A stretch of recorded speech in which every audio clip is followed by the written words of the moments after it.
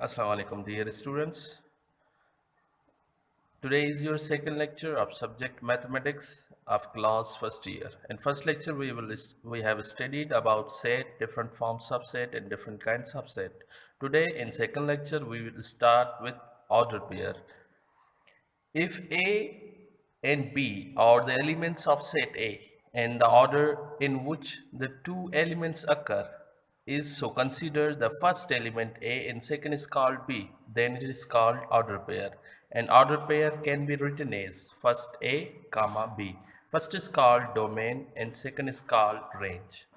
Now the second topic is distinctions between order pair and the set. Order pair और set में क्या फ़र्क होता है? तो सबसे पहला ऑर्डर पेयर और सेट में ये फ़र्क है कि सेट में हमारे यहाँ 2 कामा 3 लिख सकते हैं या 3 कामा 2, मतलब दो एलिमेंट्स के डिफरेंट अरेंजमेंट सेट में रख सकते हैं, मगर ऑर्डर पेयर में हम 2 कामा 3 या 3 कामा 2 देयर विल बी डिफरेंस, मतलब दोनों में डिफरेंस होगा ज़रूर, क्योंकि ऑर्डर पेयर में फर्स्ट एलिमेंट को डोमेन कहते हैं, सेकंड को रेंज। अगर सेकंड को फर्स्ट की जगह रखेंगे, फर्स्ट को सेकंड की जगह रखेंगे, there will be difference. Domain change हो जाएगी, रेंज चेंज हो जाएगी, इसका मतलब हमारा फंक्शंस चेंज हो जाए इस वजह से। अच्छा, सेकंड पॉइंट यहाँ पे ऑर्डर पेयर में रिपीटेशन अलो होती है, मतलब 1 कामा 1 रख सकते हैं। ये जो 1 होता है ये डोमेन का 1 है और ये सेकंड वाला रेंज का 1 हो। In set 1 comma 1 repetition is not allowed because set में हम एक ही बार एक एलिमेंट्स को रख सकते हैं, दोबारा एलिमेंट्स नहीं रख सकते।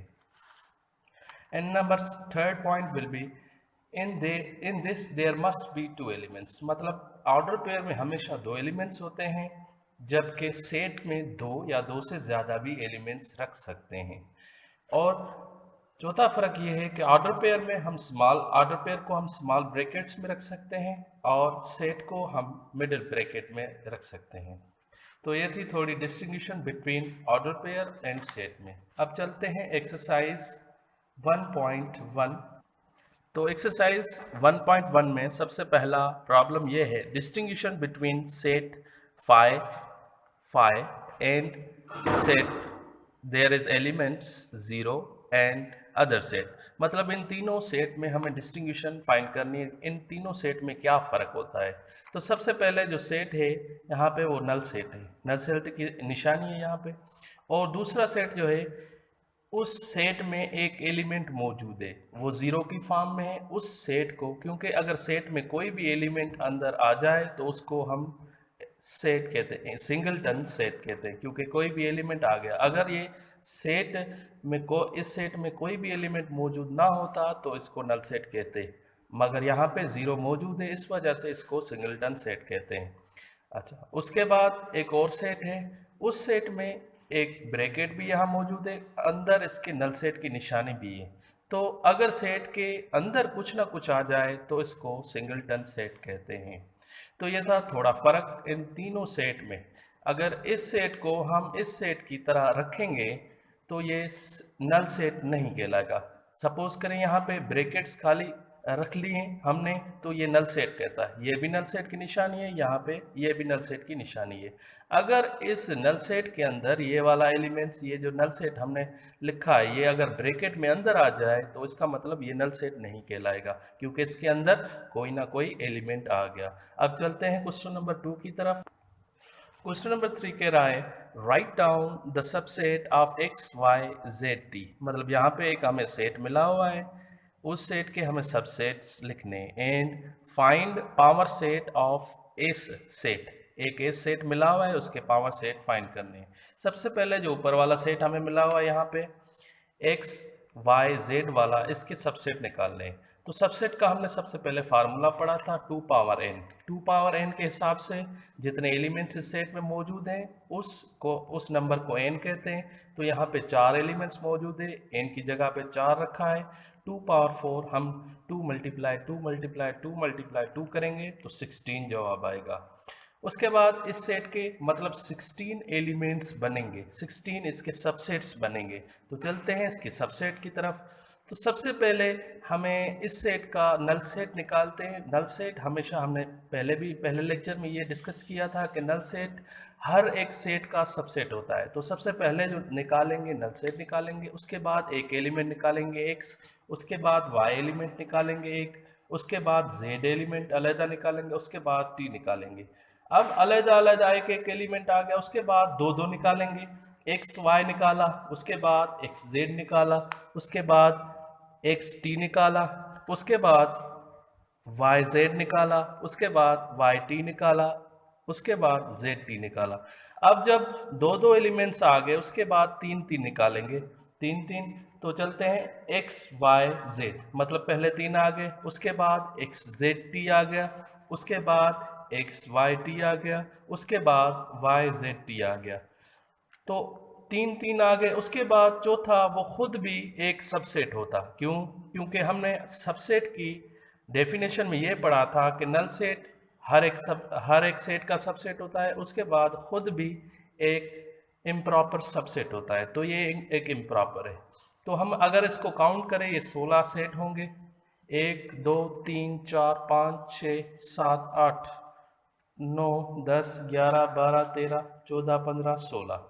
तो यहाँ पे देखा आपने, तो सबसेट इस सेट के 16 सेट बन गए। अब चलते हैं नंबर 2, पार्ट इसका है find power set of S. S एक सेट है, इसके पावर सेट निकालने हैं। पावर सेट निकालने का मकसद, डेफिनेशन हम पहले लेक्चर में ये पढ़ के आए हैं, all possible subset of any set that will we called power set. तो इस सेट के हमें फिर से सबसेट निकालने हैं, मगर वो एक सेट की फॉर्म में रखने हैं। तो सबसे पहले क्या करेंगे, इसके सबसेट निकालेंगे। सबसेट इसका पहला होगा नल सेट, हमेशा हर सेट का सबसेट होता है। उसके बाद 4 निकाला, उसके बाद 8 निकाला, 12 निकाला, उसके बाद दो दो निकालेंगे, 4 8 हो गया, 4 12 हो गया, 8 12 हो गया। उसके बाद खुद ब खुद एक सबसेट भी होता है, इम्प्रॉपर सबसेट 4 8 और 12, ये एक सबसेट हो गया। तो हम इन सबसेट्स को हमने एक ब्रैकेट यहाँ पे दिया है, तो इन सारों सबसेटों को एक ब्रैकेट की फॉर्म में रख के इन सेट को हम पावर सेट कहेंगे। तो अब चलते हैं क्वेश्चन नंबर 4 की तरफ स्टूडेंट्स। क्वेश्चन नंबर 4 ये कहता है शो डेट। यहाँ पे कहता है question number 4, show that n मतलब नेचुरल नंबर एक सेट है 1 2 3, एंड ई यहाँ पे इवन नंबर का सेट है 2 4 6 अप टू कंटिन्यू। उसके बाद एंड ऑड नंबर का सेट है 1 3 5 आर इक्विवेलेंट सेट। हमें इन तीनों सेट के बीच में, हमें सवाल ये कह रहा है कि इन तीनों सेट का हमें इक्विवेलेंट सेट फाइंड करना है, मतलब बताना है कि ये तीनों सेट आपस में इक्विवेलेंट हैं या नहीं हैं। तो इक्वल सेट में क्या होता है, इक्वल और इक्विवेलेंट हमने पहले लेक्चर में सेट पढ़ा था। इक्वल सेट वो होता है जिनकी नंबर्स भी सेम हो, तादाद भी सेम हो, उनकी शेप भी सेम हो, तो उसको इक्वल सेट कहेंगे। इक्विवेलेंट सेट में हमें तादाद, नंबर ऑफ एलिमेंट सेम होनी चाहिए, नंबर ऑफ एलिमेंट्स सेम होनी चाहिए, मगर वो एलिमेंट्स कैसे भी हो, मगर नंबर ऑफ एलिमेंट्स सेम होने चाहिए। तो चलते हैं अब इसकी तरफ। नेचुरल नंबर सबसे पहले हमने सेट रखा 1 2 3, उसके बाद ऑड नंबर सेट रखा, उसके बाद इवन नंबर सेट रखा। तो जबकि फाइनाइट नंबर में सेट में हम ये जानते थे, मगर सपोज करें आप फाइनाइट नंबर जब सेट होता था तो उसमें एलिमेंट्स जो होते हम काउंट करते थे। काउंट मतलब 3 नंबर्स एक सेट में थे, दूसरे नंबर में 3 दूसरे एलिमेंट्स थे, तो उनको हम इक्विवेलेंट सेट कहते हैं। मगर यहाँ पे जो सेट मिले हुए हमें इनफाइनाइट सेट मिले हुए, तो इनफाइनाइट सेट में हम 1 1 करस्पॉन्डेंस मालूम करेंगे। 1 1 मकसद, यहाँ पे अगर 3 एलिमेंट्स शो किए गए हैं, आगे डैश डैश है, तो यहाँ दूसरे सेट में भी 3 एलिमेंट्स शो होंगे, आगे आगे डैश डैश होगी। तो 1 1 करस्पॉन्ड मतलब यहाँ पे 1 ये करस्पॉन्डेंस है इसके, 2 यहाँ पे 3 के करस्पॉन्डेंस है, 3 5 के करस्पॉन्डेंस है, मतलब ये आगे भी इस तरह से चलते जाएंगे। इसी तरह नीचे वाले सेट ऑड और इवन के दरमियान भी हमने करस्पॉन्डेंस 1 1 करस्पॉन्डेंस की है। तो 1 है कामा 3 है 5 है, यहाँ पे 2 4 और 6 है, यहाँ पे इनफाइनाइट सेट हैं दोनों, तो इनके बीच में हमें 1 1 करस्पॉन्डेंस फाइंड करनी है। तो 1 और 2 के दरमियान करस्पॉन्डेंस करेंगे, 3 और 4 के दरमियान करस्पॉन्डेंस करेंगे, 5 और 6 के दरमियान करस्पॉन्डेंस है। इसी तरह आगे भी करस्पॉन्डेंस चलती जाएगी। सपोज करें अगर यहाँ पे 1 2 3 एलिमेंट आ गया, उसके बाद 1 3 5, सपोज करें यहाँ पे एक और एलिमेंट आ जाता, सपोज करें मैं यहाँ पे 4 दे देता, तो यहाँ पे 4 एलिमेंट अब जाहिर है, यहाँ पे 3 जाहिर है, तो चौथा एलिमेंट का इस तरफ चौथा एलिमेंट नहीं है, तो यहाँ पे इस सेट को किससे करस्पॉन्ड करते, मतलब यहाँ पे कोई सेट मौजूद नहीं है, तो इस वजह से यहाँ पे ये एलिमेंट इसके कोई भी एलिमेंट से करस्पॉन्डेंस नहीं है, इस वजह से ये सेट इक्विवेलेंट सेट नहीं कहलाता। अब यहाँ पे ये नंबर्स मौजूद नहीं है, इस वजह से ये एलिमेंट्स ये सेट आपस में करस्पॉन्डेंस हैं। तो नेचुरल नंबर ऑड नंबर एक दूसरे के इक्विवेलेंट हैं, क्योंकि ये यहाँ पे 1 1 करस्पॉन्डेंस शो हो रही है उस वजह से, और दूसरा ऑड और इवन आपस में, ऑड और इवन भी आपस में 1 1 करस्पॉन्डेंस है, इस वजह से इन दोनों सेट को भी आपस में इक्विवेलेंट सेट कहेंगे। उसके बाद नेचुरल नंबर और इवन नंबर भी आपस में करस्पॉन्डेंट है, क्योंकि 1 1 पेयर है, यहाँ पे 3 एलिमेंट्स शो हैं, यहाँ पे भी 3 एलिमेंट्स शो हैं, इस वजह से इनको भी हम इक्विवेलेंट सेट कहेंगे। चलते हैं आगे प्रॉब्लम्स की तरफ। Question number 5। अब क्वेश्चन नंबर 5 ये कह रहा है let s is a set, मतलब एस एक सेट है 2 1 2 10 and 20 and T there will be another set, then show that S is equivalent to T and S is not equal to T, मतलब हमें यहाँ पे बताना है, यहाँ पे दो सेट हमें मिले हुए हैं, एक S सेट मिला हुआ है, एक T सेट मिला हुआ है, S और T आपस में इक्विवेलेंट हैं या नहीं है, but S and T they are not equal, मतलब हमें यहाँ पे इक्वल और इक्विवेलेंट वाला सिस्टम हमें दिखाना है। यहाँ पे सवाल कह रहा है कि S और T के दरमियान हमें इक्विवेलेंट फाइंड करनी है। तो इक्विवेलेंट की हमने डेफिनेशन यही पढ़ी कि नंबर ऑफ एलिमेंट्स हमें दोनों सेट में चेक करने हैं, अगर नंबर ऑफ एलिमेंट्स एक जैसे हैं तो वो सेट इक्विवेलेंट होगा। तो सबसे पहले सेट है एस का, एस में हमने कितने elements, number of elements check करने हैं, यहाँ पे 4 एलिमेंट्स हैं, देखें 4 एलिमेंट्स हैं, और यहाँ पे टी सेट में भी 4 एलिमेंट्स हैं, तो यहाँ पे 4 एलिमेंट्स हैं, 4 इसमें हैं 4 इसमें। Number of elements set S में भी सेम है, number of elements set S T में भी 4 हैं, ऊपर वाले एस में भी सेम है, और टी में 4 नंबर ऑफ एलिमेंट्स हैं।